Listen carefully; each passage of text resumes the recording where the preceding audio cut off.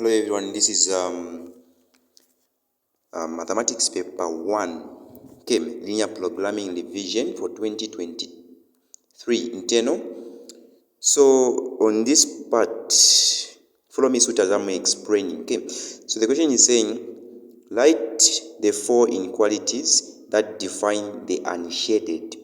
So the emphasis here, it is what? Unshaded, the region which is not shaded.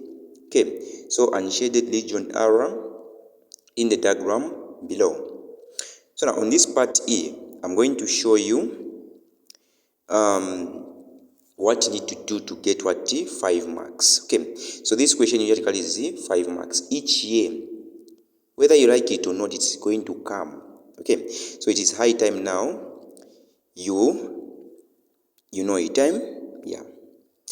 So the first thing I'm going to start with the symbols which are used under inequalities. The symbols which are used what? Under inequalities. The first one being is greater than. So greater than looks like this. Okay, so this one is what? Greater than. Apart from that one, we also have what? Less than. We also have what? Less than. So less than looks like this. So this one is what? Less than. Apart from that one, we also have what? Greater than or equal to. So greater than and or equal to looks like this. Then the last one we have less than or equal to. So in summary, let me just display how this looks on the screen. Okay, so we have the first one which is less than. Let me say greater than, followed by less than. So whenever you see a dotted line, whenever you see what? A dotted line. A dotted line is like a line which is not what? Solid. A line which is not what? Solid. Okay, a dotted line. Whenever you see a dotted line, you are going to use what? Greater than or less than. It depends to the part which is not shaded. But whenever you see the dotted line, what should come in your mind is that I am supposed to use greater than or less than. Okay. Apart from that one, whenever you see a solid line, whenever you do what? You see a solid line, you are going to use what? Greater than or equal to, or less than or equal to. So these are the two things that you need to know. So whenever you see a dotted line, you need to use what? Greater than or less than. It depends to the part which is not shaded. So you need to see the part which is not shaded. Okay. So now, on this part here, when answering, the first thing you need to answer, or you need to write the inequalities where the lines, or where the line is passing only on one axis. So we have the y-axis and also the what? The x-axis. So as for this one here, it is passing through the what? The x-axis. Then this dotted line here, it is passing through the what? The y-axis. So I'm saying the first thing, make the inequality for the lines that are passing through the what? One axis. Okay, so I'm going to start with the dotted line which is passing through what? Y at point what? 2. So like I was saying, whenever you see a dotted line, which means what should come in your mind is you need to use what? Greater than or less than between these two, but it depends to the part which is not what? Shaded. So in this case here, this dotted line is cutting through where? The y-axis. So I'm going to say y. Okay, this dotted line is cutting through where? The y-axis. So I'm going to say y. Apart from that one, which symbol am I going to use here? Is it greater than or less than? Now I'm going to ask you this question here. Are the numbers which, or the part which is not shaded, okay, are the numbers greater than 2 or less than 2? They are greater than 2, as you can see. If you move from 2 going forward or upward, you are going to find that the numbers, they are going to increase, which means the numbers which are not shaded there, they are greater than. So which means I'm going to say y is greater than. Then you need to ask yourself, at which number is this dotted line cutting? It is cutting through what? 2. It is cutting through at what? 2. So y is greater than what? 2. The first inequality. Apart from that one, let's also make this one here, which is cutting through 4 at 4 in the x-axis. So I have identified that this one here, which is cutting through at point what? 4 in the x-axis. Okay, so I'm going to say this one is the solid, which means I'm going to use greater than or, let me say greater than or equal to or less than or equal to, since it is a solid line. Okay, so which means here I'm going to say it is cutting through what? The y-axis, let me say in the x-axis. So I'm going to say x-axis. Now, are the numbers which are not shaded on this part here less than or equal to 4 or greater than or equal to 4? They are less than or equal to 4. So which means I'm going to say x is less than or equal to. Now it is cutting through at what number? 4. So I'm going to say x is less than or equal to 4. Then, when you talk of the negative numbers here, what you need to know here is that the bigger the bigger the number on the negative it is, the smaller it is. Okay, so the bigger the negative number is, the smaller it is. Let's say, for example, if you talk of negative 10 and negative 1, which one here is bigger? It is negative 1. Okay, so negative 1 is bigger than what? Negative 10. So which means if we consider the line which is cutting through negative 2, it is cutting through what? The x-axis, and it is cutting at negative 2.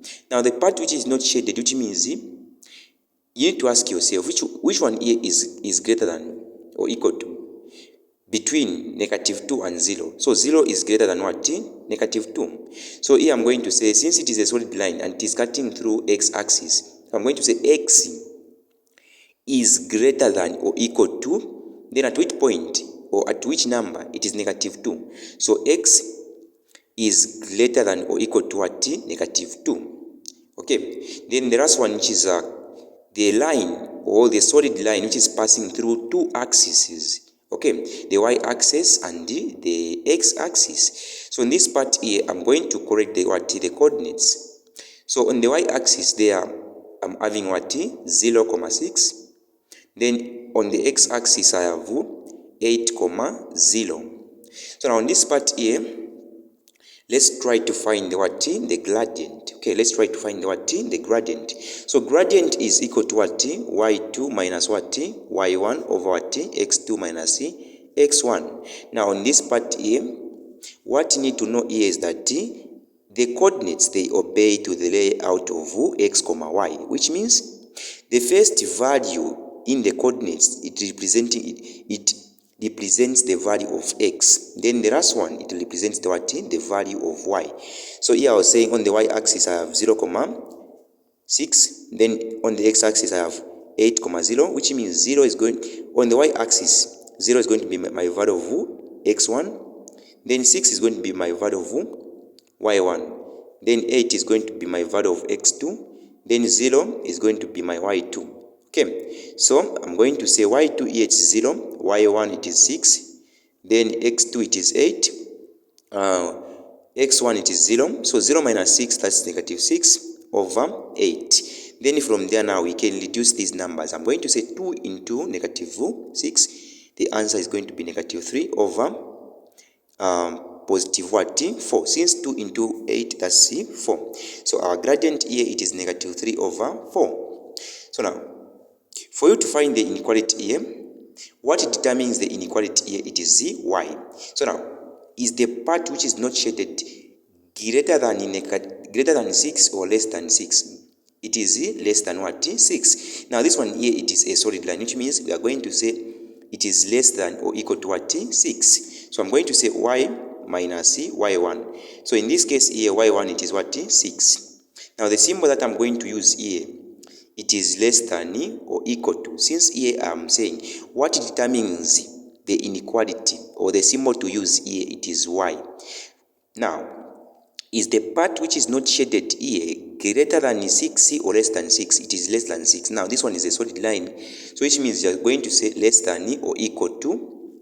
Then the gradient here, it is what? Negative 3 over what? 4. Open bracket x minus what? 0. Since x1 here, it is what? 0. Then from there I'm going to say y minus less than or equal to negative 3 over 4 multiplied by x, that is negative 3 over 4x. Then negative 3 over 4 multiplied by 0, we are going to get what? 0. Then from there now we can collect what? The like terms. So when negative 6 crosses less than or equal to, it changes to what? Positive. So I'm going to say y is less than or equal to negative 3 over x plus 6.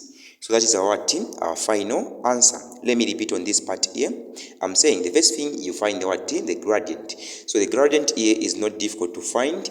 So gradient is equal to y2 minus y1 over x2 minus x1. Okay. So one thing I've forgotten here is to give you the formula. So I was just answering here without giving you the formula. Sorry for that one. So the formula when finding the inequality, it's like this. Y minus y1 is equal to gradient, open bracket, x minus what? x1. So in this case here, y we don't have, but y1 we have, which is what? 6. Now here I was saying, what determines the inequality? It is the y. What determines the inequality is what? Y. Okay. So apart from that one, let's move on to the next one. So the next one is saying, write the 4 inequalities that define the unshaded region R on the diagram. So here I was saying you need to start with what? The lines which are cutting only one axis. So I'm going to start with the line which is cutting through the y-axis at point what? 4.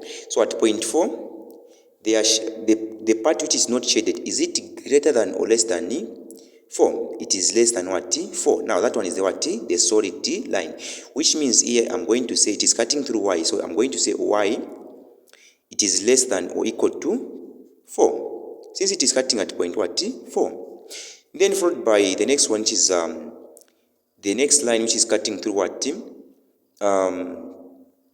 X-axis at 1, at point what? 1. So is the part which is unshaded greater than or less than 1? It is greater than 1. So now this one is the solid line. So as for solid line, I was saying whenever you see a solid line, you need to use the greater than or equal to or less than or equal to. Now this one here, I'm going to say x is greater than or equal to 1. Then followed by the line which is cutting through the x-axis at point 5. So I'm going to say x, since it is cutting through x, so I'm going to say x. Now, the part which is not shaded, is it greater than 5 or less than 5? It is less than what? 5. Now, this one is the solid line, which means I'm going to say less than or equal to 5. Then the last one here I was saying, when answering on this part here, start with the lines which are cutting only on one axis, then end with what? The line which is cutting into 2 axes. Okay, so in the y-axis, I'm having the coordinates of 0, 3. Then on the x-axis, I'm having the coordinates of 5, 0. So which means the 0 on the y-axis is going to be the value of x1. Then 3 is going to be the y1. Then 5 is going to be x2. Then 0 on the x-axis is going to be what? y2. So let's try to find the gradient. So gradient is equal to y2, which is 0, minus y1, which is 3, over x2, which is 5, minus x1, which is what? 0. So I'm going to say gradient here is equal to 0 minus 3, it is negative 3. Then 5 minus 0, that is 5. So our gradient here, it is negative 3 over what? 5. Now, as you can see, this one here, it is a what? A dotted line, which means what should come in your mind here is that you are supposed to use greater than or less than. Okay, greater than or less than.